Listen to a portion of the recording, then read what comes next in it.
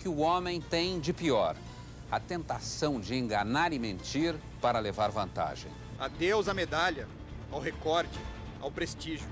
Aqueles 46 passos transformaram Ben Johnson no maior vilão da história do esporte. O nome dele virou sinônimo de trapaça, sinônimo de doping.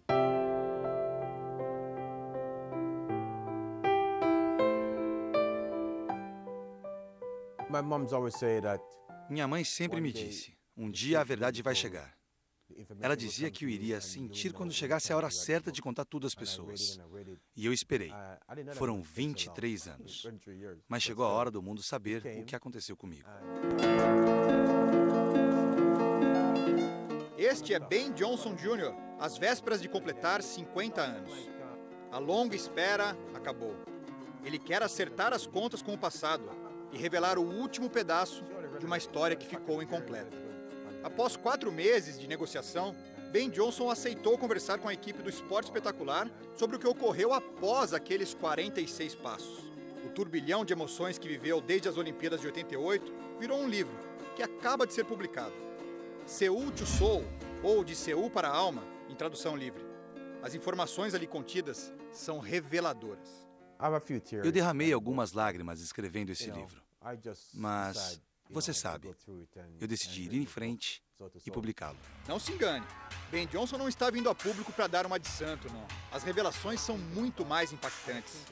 Ele não nega o uso de doping, mas diz que foi sabotado nas Olimpíadas. Ben conta que seu técnico, Charles Francis, o alertou que o uso de substâncias dopantes era a regra entre velocistas, e não exceção. Para ser alguém, para vencer, era preciso se drogar. Então, a partir de 1981, Ben Johnson começou a fazer uso regular de esteroides. Está tudo no livro, sem medo ou receio. Como muitos outros atletas, parte de meu programa de treinamento incluía o uso sistemático de esteroides. Eu admito abertamente que usei esteroides em meu treinamento e sempre fui bem orientado na utilização deles. Para estar limpo nos exames de doping, eu sempre fui muito cuidadoso para interromper o uso antes das grandes competições. Imagine, então, a minha surpresa quando me disseram que eu havia testado positivo depois dos 100 metros em Seul. Era simplesmente inacreditável. O que ocorreu, então? Por que Ben Johnson acabou detectado em um teste justamente nas Olimpíadas? Ele diz que as respostas passam todas por este homem. André Jackson era empresário de atletas e, na época das Olimpíadas de 88, trabalhava com o norte-americano Carl Lewis, maior rival de Johnson e justamente o homem que herdou a medalha de ouro após o anúncio do doping. Depois de vencer os 100 metros, Ben Johnson seguiu para uma sala de controle de doping reservada aos campeões. No espaço só existia um freezer com bebidas, cadeiras e um pote para a coleta de urina do campeão. Em teoria, só médicos e vencedores poderiam entrar lá. Mas Johnson alega que Jackson estava na sala. Enquanto conversavam, Jackson se ofereceu para pegar algumas cervejas no freezer. A ideia era que Johnson bebesse e conseguisse urinar logo para o exame. Na versão de Ben Johnson, Jackson colocou pílulas de esteroides nas garrafas.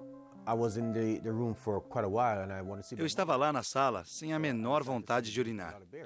Então aceitei algumas cervejas para acelerar o processo. O Jackson abria a cerveja com uma mão e ficava com os esteroides em outra. E aí jogava dentro da cerveja. Eu achei que não era nada. Fiquei 6 horas trancado lá. Tomei umas 4, 5 garrafas, todas servidas pelo Jackson. É um relato que cria certas desconfianças e muita gente pode achar até difícil de acreditar. Mas, do ponto de vista médico, não há problema na argumentação. Se ele tomou líquidos, né, que ele fala que deve ter ingerido, e se demorou todo esse tempo, né, 4, 6 horas, já é o tempo realmente para sair na urina. Ben Johnson diz que contou essa história apenas às autoridades canadenses após a divulgação do resultado do exame. Revelou que se dopava havia 7 anos e só uma sabotagem poderia explicar um teste positivo justamente nas Olimpíadas. Mas os dirigentes do Canadá foram enfáticos. Não iriam acreditar na história de alguém que estava confessando usar doping. Deixaram Johnson sozinho. Eu carreguei um fardo enorme por vários atletas. Todos os velocistas usavam. A Federação Internacional sabe disso, mas resolveram me crucificar. Virei o único culpado.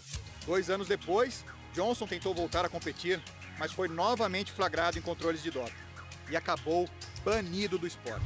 O que se viu a seguir foi um festival deprimente de ações para se manter na mídia. Ele chegou a correr contra cavalos, deu treinos físicos a Maradona. Só que nada apagava a imensa mancha de seu currículo. Depois de tantas tentativas frustradas de permanecer no meio esportivo, Ben Johnson optou pela reclusão total. Ele passou os últimos 15 anos longe dos holofotes aqui no Canadá e não podia nem ouvir falar em Olimpíadas. Ben Johnson afirma que não assistiu a nenhuma edição dos Jogos Olímpicos desde 88. Ele conta que teve uma depressão séria e ver esportes na TV só aumentava o desespero.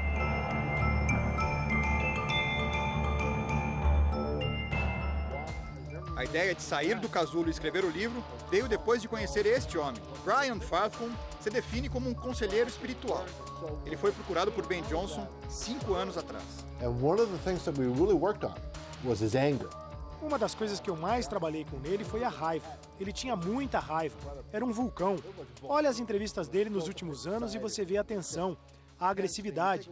Ele queria ajuda, queria mudar.